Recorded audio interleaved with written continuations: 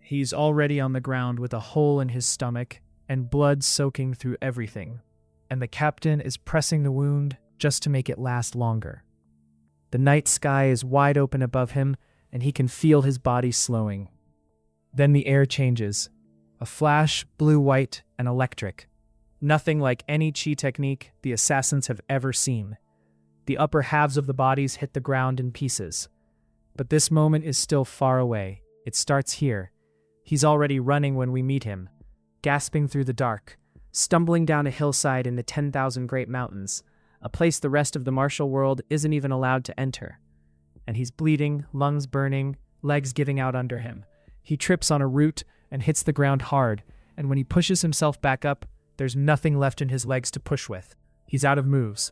His name is Yeo-un, illegitimate son of the Holy Father, the patriarch of the demonic cult, and a servant woman. That last part is the problem. In a world where the 6 core sects send their finest maidens to produce heirs, and those heirs compete for the right to become the minor priest, the son of a servant barely counts. He has no sect behind him, no formal martial arts training, no backing, no allies, no chi technique beyond the most basic breathing method they'd allow someone of his rank to touch. He has a guard, one guard, and tonight someone made sure that guard couldn't follow him here. The assassins come out of the trees laughing, 5 of them in dark hoods, moving with the casual ease of professionals who already consider this job done. Their captain calls him Young Master Chen with a smirk dripping with contempt, the kind that makes the courtesy feel like an insult. They say his death will be painless, a mercy, on account of the Holy Father's blood in his veins. And then, one of them says lowly birth in the same breath, and something in Yeo-un's face changes. He doesn't beg. He doesn't break. He squares up with battered fists and tells them flat out, he won't die without a fight. The captain finds that charming, asks if guard Jang taught him to fight, and the answer, honestly, is no. Yeo-un has watched Jang train for years from a distance, absorbing nothing formal, operating entirely on instinct. But instinct is enough to make this ugly. He takes hits, gives one back, takes a blade through the gut, and still manages to drag one of the assassins down with him by catching their sword arm and using his own body as a weapon. The captain calls it wild flailing. Then one of his men doesn't get back up, and the laughter stops. The blade goes in deep enough that he can feel his body slowing. He hits the ground with a hole in his stomach, and blood soaking through everything, and the captain standing over him pressing the wound just to make it last longer. Then the air changes. A flash. Blue-white, electric. Nothing like any chi technique the assassins have ever seen. A figure steps into the clearing, and none of them have a framework for what they're looking at. Modern clothes, strange fabric, crackling light across every surface. The squad captain demands to know what kind of qinggong that is. The answer is that it isn't qinggong. One of them calls out to their captain. Their captain is gone. The upper halves of the bodies hit the ground in pieces, and the one who spoke last doesn't get to finish the sentence. The figure crouches over Yeo-un, calm, almost warm. He calls him forefather, a word that lands strangely, because it means he's speaking to an ancestor. It means he came from somewhere ahead of this moment. He says he wanted to arrive earlier, wanted to explain properly, but there isn't time. He has something in his hand, a small device, and he drives it into Yeo-un's neck before Yeo-un can ask a single question. A serial number reads out somewhere in the dark. Skycorp, Gen 7 Nano Machine, now operational. Yeo-un's eyes go wide, then he passes out. He wakes up on a bed, soaked in something black and thick and foul-smelling. No wound where the wound was. He's alive. He shouldn't be alive. There's a voice in his head that isn't his, and it's coming from inside his skull, and his first terrified instinct is to call out. Only no one's in the room with him.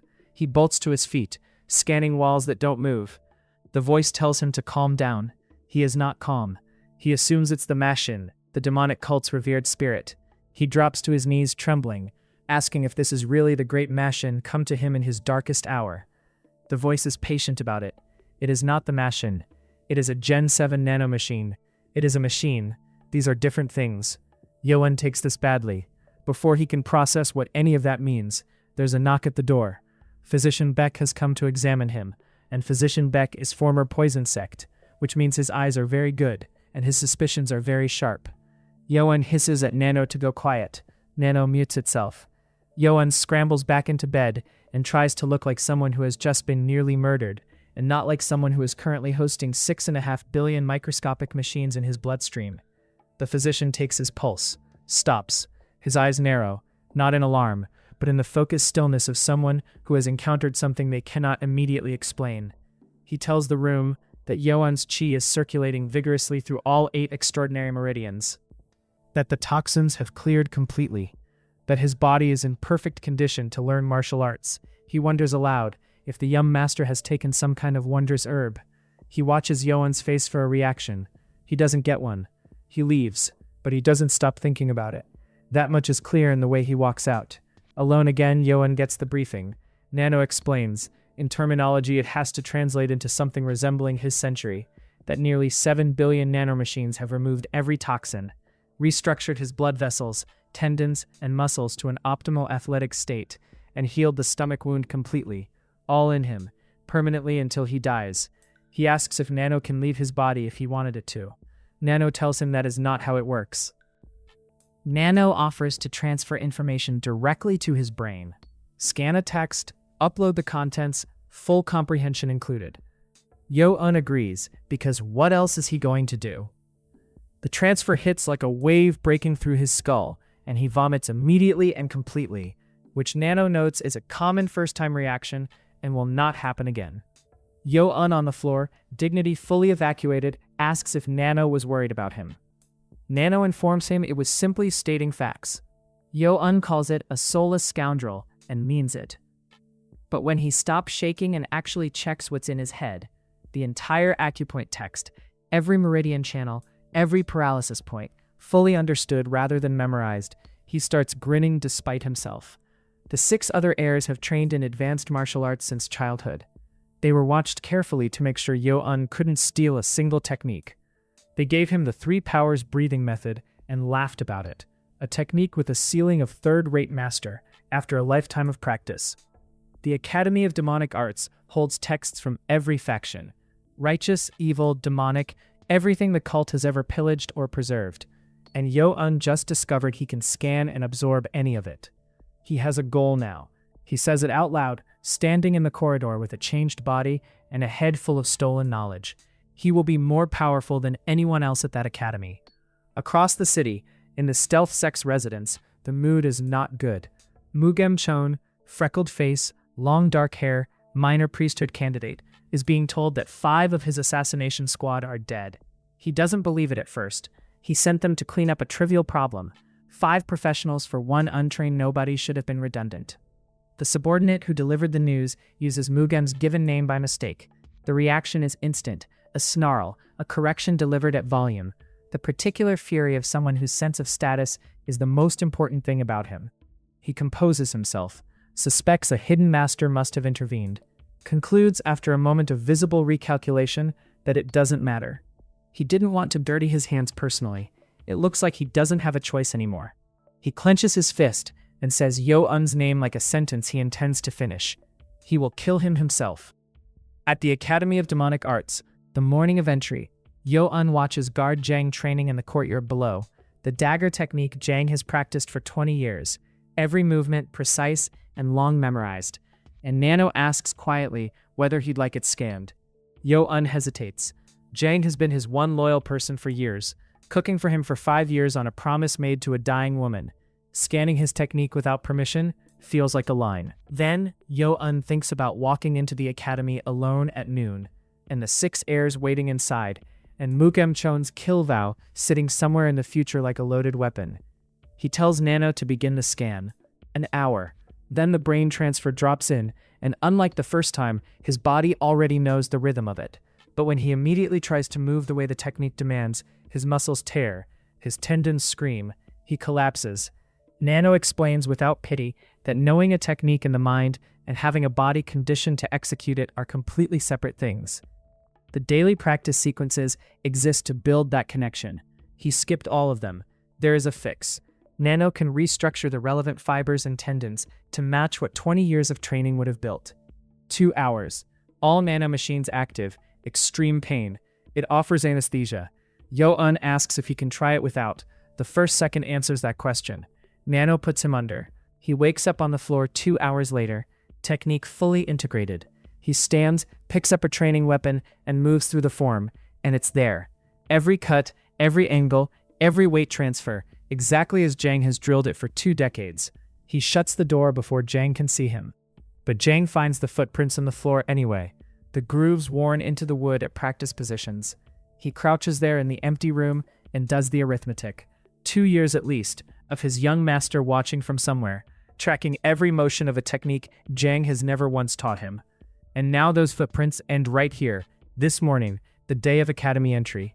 He doesn't say anything. He just stares at what the floor is telling him, and whatever he's feeling, he keeps it to himself. Yeo-un ties his hair up, straightens his robes, and walks toward the gate. He has acupoint mastery that took scholars decades to compile. He has a body that's been physically rebuilt from the inside out. He has guard Jang's dagger technique in his muscles, and somewhere inside him, 6.5 billion machines are waiting for instructions. The Academy of Demonic Arts opens once every 10 years. The grand tournament for the minor priesthood is about to begin, and the boy everyone wrote off as a lowly-born embarrassment is about to walk through the front door carrying more than anyone in that building could possibly imagine. Guard Jang cooks one last meal the night before. There's no ceremony to it, just 2 people who have run out of time sitting across from each other, eating. After the meal, Guard Jang hands him something. A folded document, pages of movement notes, footwork detail, the written record of a technique that took 20 years to build. He doesn't explain it. He doesn't have to. Take everything I have, walk in there with all of it. Yeo-un takes it. He leaves. The Academy of Demonic Arts doesn't look like a school. It looks like a fortress that decided to tolerate students. The entrance is a formal assembly. Hundreds of applicants, every faction represented. The air thick with posturing that happens when dangerous people are forced to occupy the same ground before they're allowed to start hurting each other. Yeo-un stands apart the way he always has. No sect behind him, no entourage, no insignia that means anything to anyone here. Just the illegitimate 7th heir, showing up exactly on time, carrying everything he has hidden somewhere the world can't see. The 6 Chan heirs are already there, and Mugeum locks eyes with Yeo-un across the assembly ground with the particular contempt of someone who thought a problem was already solved. Yeo-un doesn't flinch. He doesn't look away.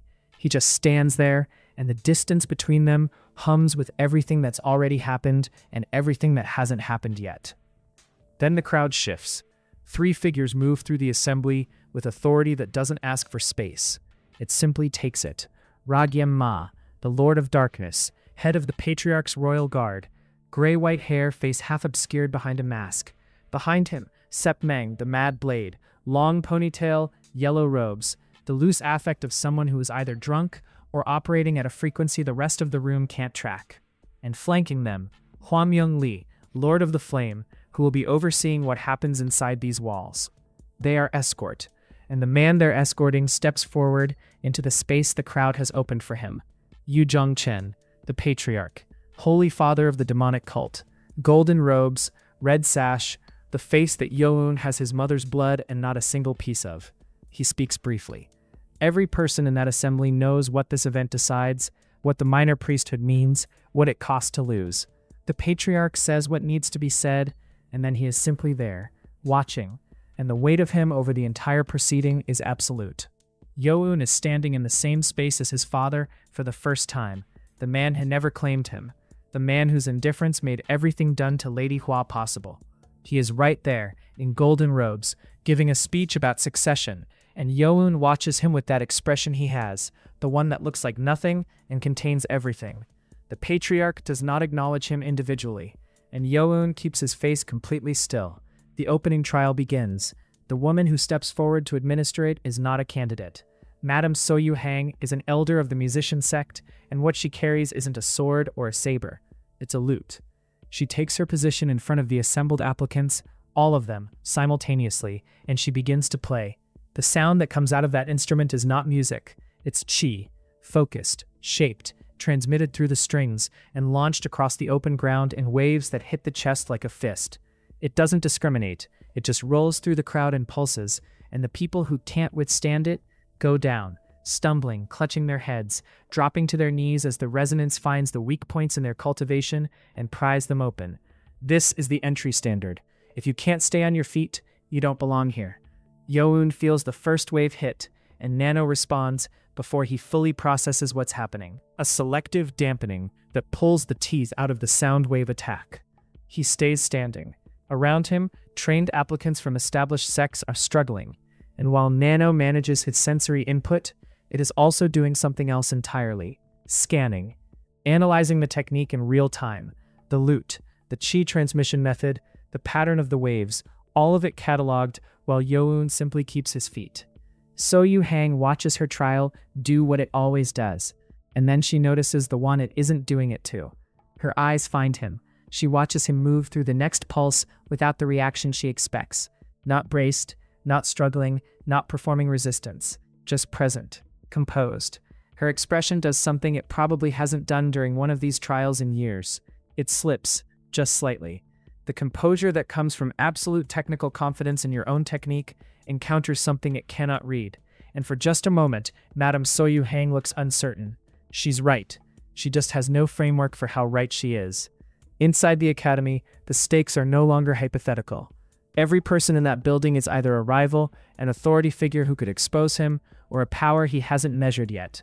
Mugeum is somewhere in there, with an active kill vow, and the resources of the stealth sect behind him. 5 other heirs are calculating their own angles. And somewhere above all of it, moving through the academy grounds with his 3 bodyguards, is the patriarch, who may or may not have registered that his illegitimate son just walked through a sect elder's evaluation technique without showing a single tell. Kwamyun-lee, the Lord of the Flame, saw what So-yu-hang saw. Whether either of them say anything, that thread is hanging over everything going forward. Seopmaeng surfaces at the chapter's close, standing in the foreground with that unreadable affect that makes you unsure whether he's paying attention or 3 steps ahead of everyone else in the room. His presence isn't an action beat, it's a question mark. A fighter with a reputation for being unpredictable, attached to the most powerful man in the cult, now standing in close proximity to the one thing in this academy that doesn't fit any pattern anyone here was trained to recognize. Yeo-un is in the building. The concealment is holding. The grand tournament for the minor priesthood hasn't officially started, and the pressure is already everywhere. Yeo-un is flat on the ground in the academy infirmary, covered in blood he coughed up from So-yu-hang's trial, and his first coherent thought is, this is actually a problem. Not the blood. The physician leaning over him. Nano has already started healing the internal damage. The issue is that Yeo-un is recovering so fast that the moment the physician checks his pulse, something's going to look wrong. The academy physician is Jong-myung-baek, a former apprentice of the cult's own medical examiner, and he is thrilled to have a patient. Genuinely, embarrassingly thrilled. This is his first day. The infirmary has been empty, and here comes a boy bleeding from the mouth on a stretcher. He practically sprints to the bedside. He's eccentric to the point of comedy, but trained under one of the sharpest medical minds in the cult for a decade. So when he takes Yeo-un's pulse and goes quiet, that matters. He's already noted that for someone with 0 martial training on record, Yeo-un's body is built like a fighter. He doesn't press it. He attributes it to external conditioning and moves on. But he noticed. Yeo-un is lying there doing the math. Nano will have him physically healed far ahead of the 2-week estimate.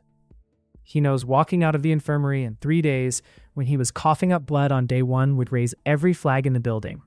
So he stays. And the moment he decides to stay, he starts treating the infirmary as an operation. Then, Seopmaeng crashes through the window.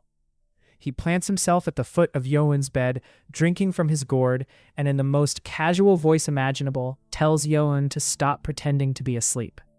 Yeo-un freezes. Seopmaeng explains, grinning, that with the internal power of a royal bodyguard, he can tell the difference between sleep and performance just by listening to someone breathe. Yeo-un's resting breath rate under Nano's physiological optimization is 8 breaths per minute. Seopmaeng heard it from across the room. In the dark, the man catches Yeo-un in a dead fake and laughs about it. Yeo-un doesn't bother denying it. He asks how Seopmaeng knew. Seopmaeng tells him. Then, before Yeo-un can process the situation, he lifts him off the bed without touching him. Chi wrapping around him like a fist, suspends him in the air, and says completely casually that he wants to take Yeo-un under his wing. Yeo-un is hanging in midair, held by a man whose power he has no framework to measure, and his brain is already running threat assessments. Trap, genuine, trap that becomes genuine. He doesn't flinch. he gets sassy. Seopmaeng loves it. He drops him. Jongmyong-baek is in the corner having a quiet breakdown. The deal Seopmaeng puts on the table.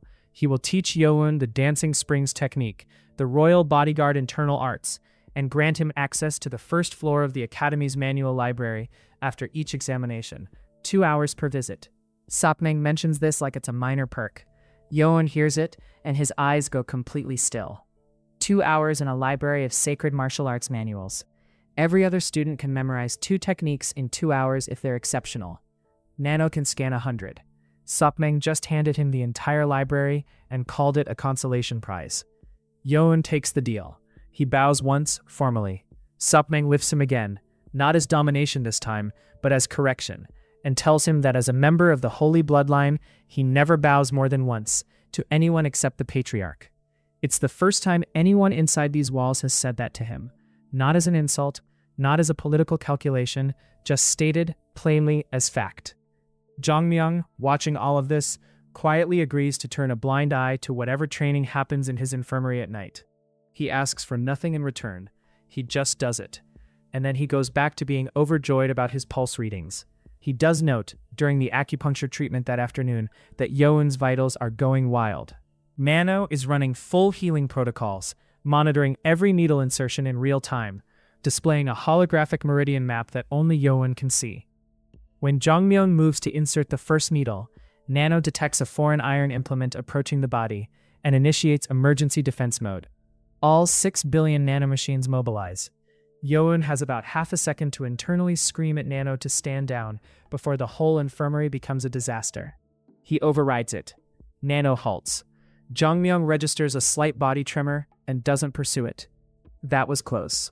After the treatment, Yeo-un immediately asks Nano whether it can keep him appearing injured to physician diagnostics even after the healing is complete.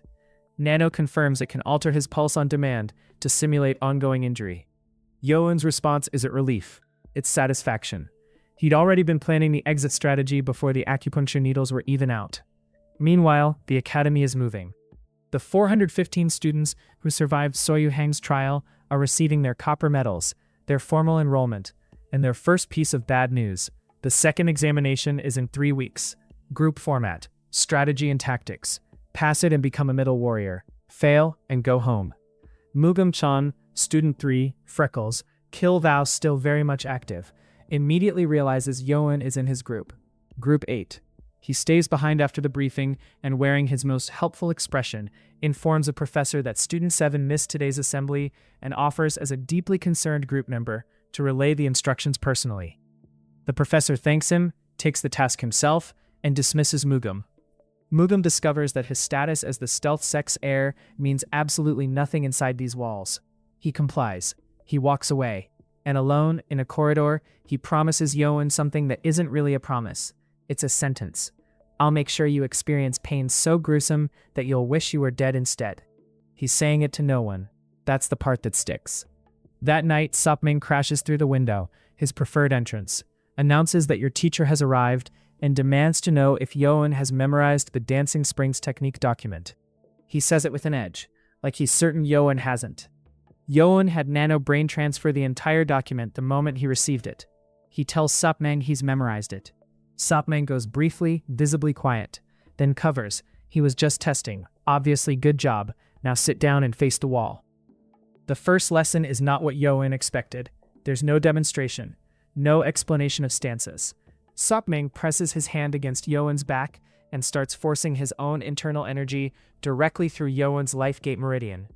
For someone with no chi of their own, no cultivated internal power, no years of gradual meridian conditioning, this should be catastrophic. It should shred him from the inside. It doesn't. Yeo-un bites down and does not make a sound, because if a guard hears him, they are both finished. Nano narrates the process in clinical terms while Seopmaeng works, slapping him repeatedly across the back to drive the energy through. Brutal, methodical, the entire session. Halfway through, Seopmaeng stops cold. All 14 meridians, including the 8 extraordinary, are accepting the flow without resistance. The muscles and tendons are developed enough to immediately ingrain codified combat forms. This body has never trained formally a day in its life, by every record that exists. and it is receiving a royal bodyguard's forced key transmission like it was built for exactly this. Seopmaeng thinks of Lady Hua, the woman the patriarch loved most. He thinks, the Holy Father must have prepared this child in secret, out of love for her. He's wrong. But the conclusion settles in his chest like something he'd been waiting to confirm, and he finishes the session with a quiet kind of satisfaction. His assessment? Yeo-un will generate internal power in his lower abdomen within 1 week. 1 week. From 0. That timeline doesn't exist in any training manual. In the dormitory, the same night, a student named Becky from the Pure Kick sect knocks a poison sect Heir flat on the floor and takes Group 12's leadership by force. Titles mean absolutely nothing here. At this academy, strength is everything. It's the same lesson the academy keeps writing on the wall in different handwriting. Sect standing is currency that doesn't spend here. Yeo-un can't demonstrate that yet, not openly. But somewhere in his back, 14 meridians are open and waiting, and a man who trained under his own ancestor is already calculating how fast he can fill them. The first training session ends with Seopmaeng in Yeo-un's face, grinning, asking if he remembers every key path he just pushed through. Yeo-un wipes the sweat off and says yes, all of them, and Seopmaeng laughs, because 2 hours of forced transmission would have broken most people, and this kid is sitting there answering like it was homework. 1 week to generate internal power, then he's gone, spinning out of the infirmary with that unhinged energy he carries everywhere. Yeo-un stares at his own hands. He doesn't look relieved. He looks like someone running a calculation. Seopmaeng burned through his own internal power to do that transmission, and Yeo-un's response isn't gratitude. It's the quiet decision that if Seopmaeng is willing to spend that much on him, the least he can do is not waste it. Outside, the academy is already moving. Day 1 of structured training.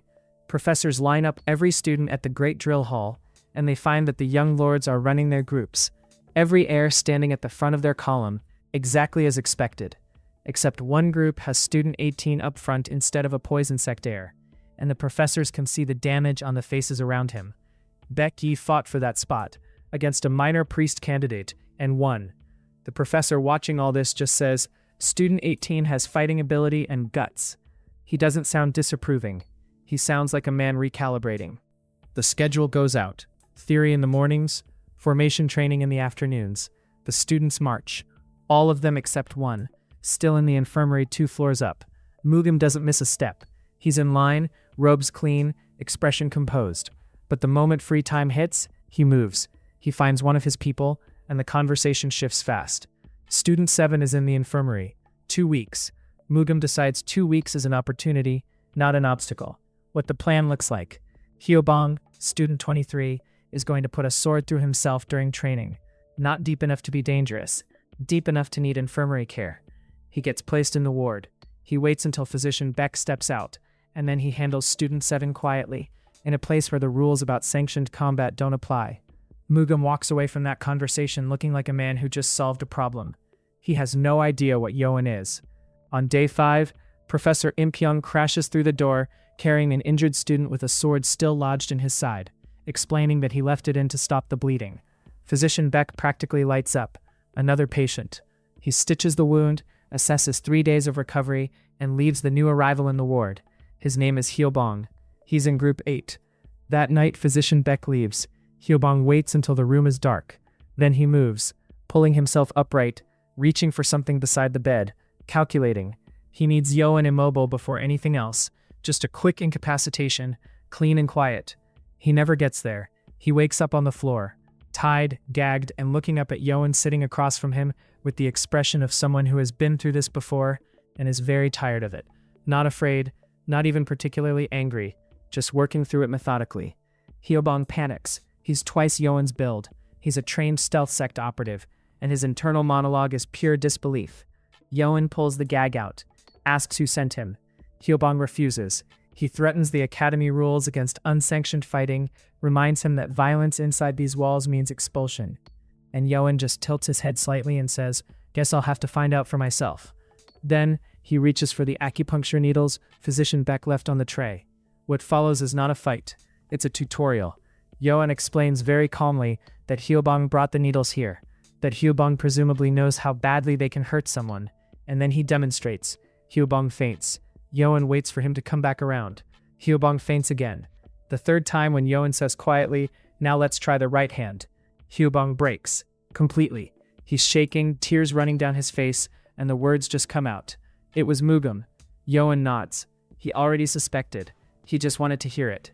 Tells him he needs to get some sleep, and puts a paralysis point into him with one precise strike. Hyo-bong crumples.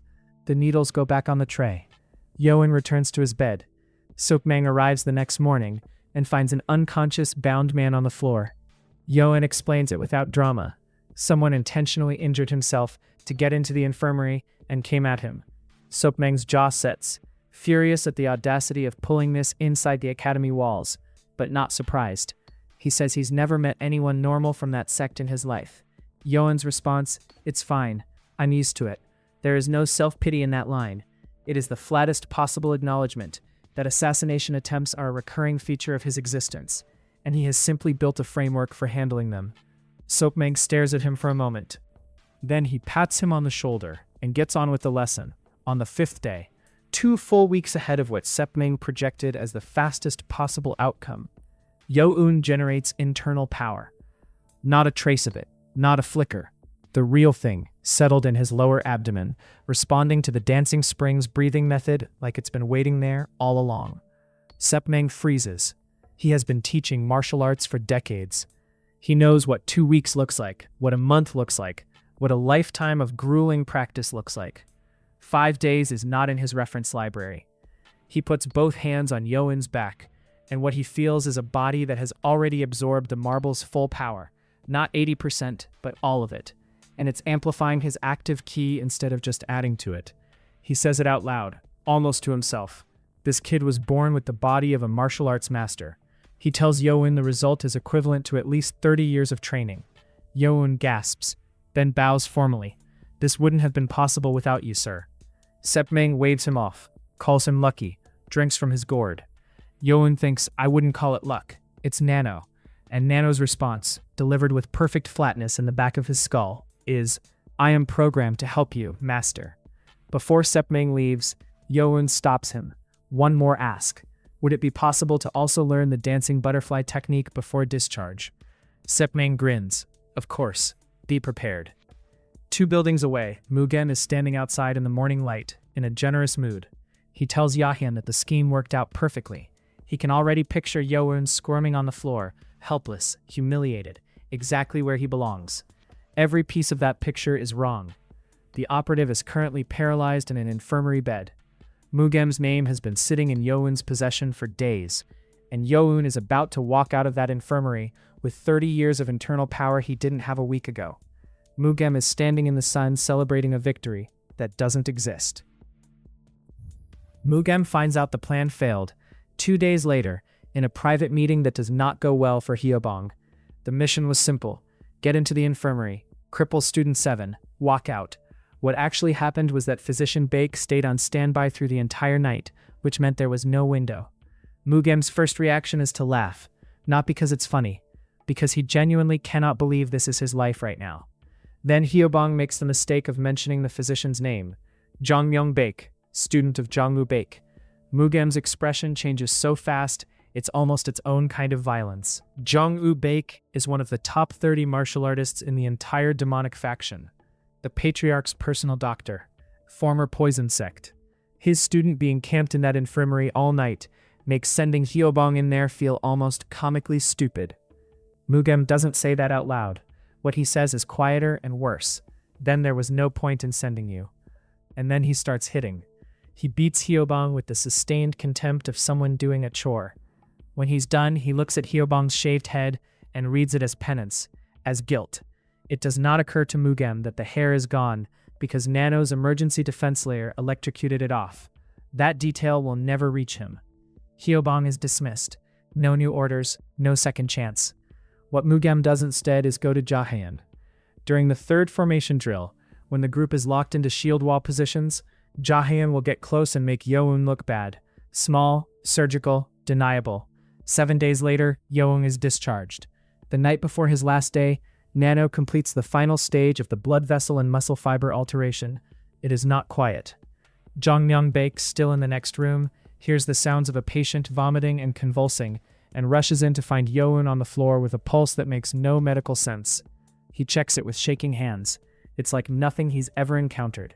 And then, a few minutes later, it stops, and Yeo-un is simply fine. Jongmyeon lets him sleep. He is too experienced to pretend he knows what happened, and too wise to press. What Yeo-un wakes up to is a fist that doesn't feel like his old fist. He clenches it once, and understands immediately that the upgrade is done. The power difference between 6 hours ago and right now is not subtle. He reaches out with his senses and feels Jongmyeon's footsteps through the door, through wood and distance, and the calibration in his head quietly notes that this too is new. Seopmaeng comes for the last morning. He hands Yeo-un a document, written forms of the dancing butterfly technique, all 8 codified fighting sequences, with notes on internal power management for each. 24 forms in total, 3 per sequence. He hasn't had time to teach Yeo-un how to connect them. Normally that would take another month. For someone with Yeo-un's ability, the document alone will be enough. Then he pulls out the Mad Blade, a short sword, lighter than it looks. One swing and the air does something involuntary in response.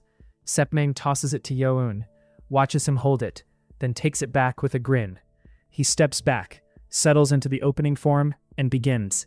Yeo-un watches. Nano records everything. The full dancing butterfly technique, all 24 forms, moving at the speed of someone who has drilled them for decades, expressed through a sword that cuts through air like it has a grudge against stillness. When it ends, Nano confirms, all scanned. Yeo-un quietly tells him they're ready. The farewell is brief. Before he walks out, Seopmaeng pauses with his back half turned. Don't ever give up. 3 words, no performance in them at all. On his way out of the infirmary, Yeo-un stops at Jongmyeon Baek's desk. He doesn't make a speech. He just says, "You wanted more patience, right? I'll be sure to send some your way."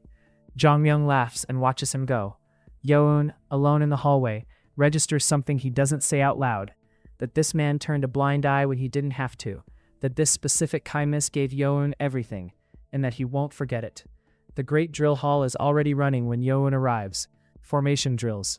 Shield walls and half-moon formations. Professor Impyong calling sequences and dressing down anyone who drops their stance. Mugeum is in the drill. He sees Yeo-un walk in. Got too scared of training and went into hiding? Yeo-un walks past him. Doesn't slow down, doesn't look. Just walks to his position and falls into line like the comet was weather. Mugeum's jaw tightens. His instincts fire off something his brain hasn't processed yet. He gets goosebumps standing there and has no clean explanation for why. Professor Impyong is watching differently. Yeo-un has missed 2 full weeks. By every calculation, he should be a step behind. Instead, he moves like someone who watched a simulation of the entire session before he walked in. Because he did. Impyong's internal note is short and specific. He's been consistent this whole time.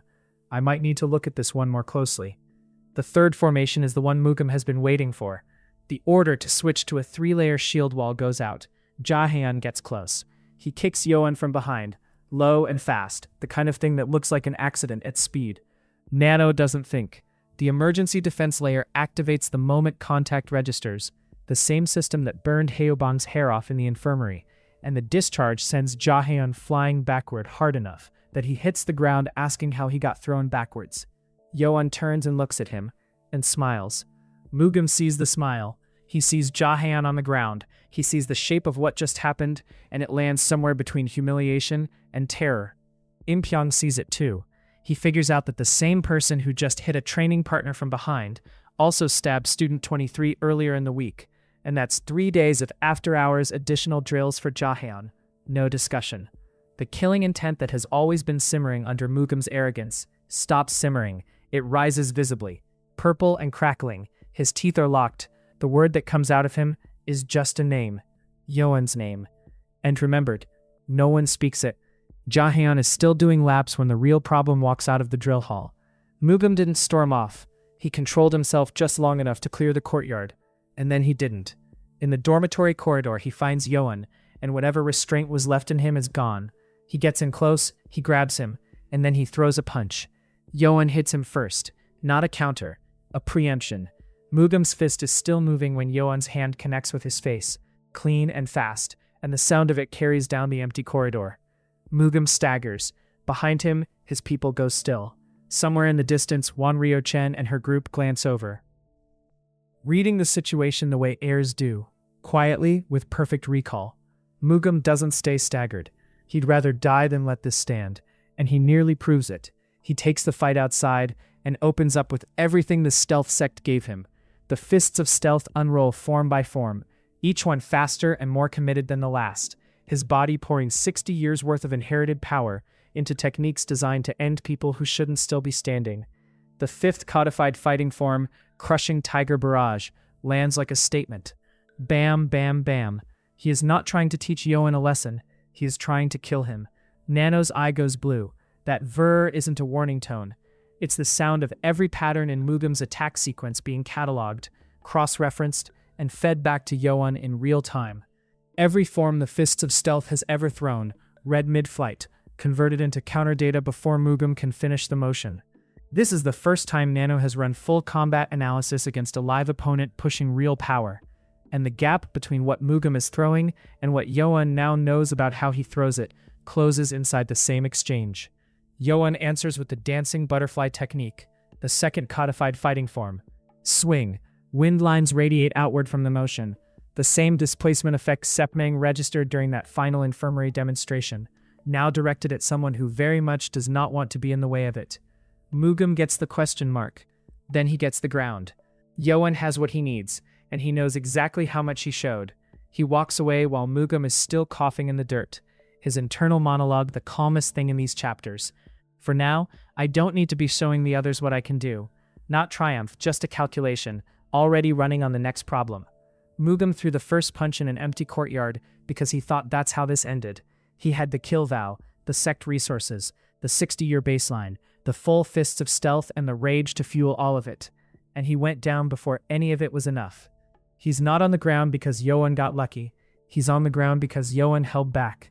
And that distinction is the part that would break him if he ever understood it. He doesn't understand it yet. Wanryo saw the corridor, not the fight, the corridor. The moment where Mugeum grabbed first, and Yeo-un answered before the punch landed. She has that image now, filed away behind whatever she was already calculating about the Heir competition. Heirs who watch quietly and say nothing are rarely doing nothing. The killing intent that cracked open during the formation drill, purple, crackling, carved into the air with Yeo-un's name, has dissolved, not resolved, dissolved. Mugeum is still alive. He still wants what he wants. But the story he was telling himself about how this ends just got revised against his will, and the next chapter of his plan has to start from the floor. A pondering second examination. The second examination is 3 weeks away.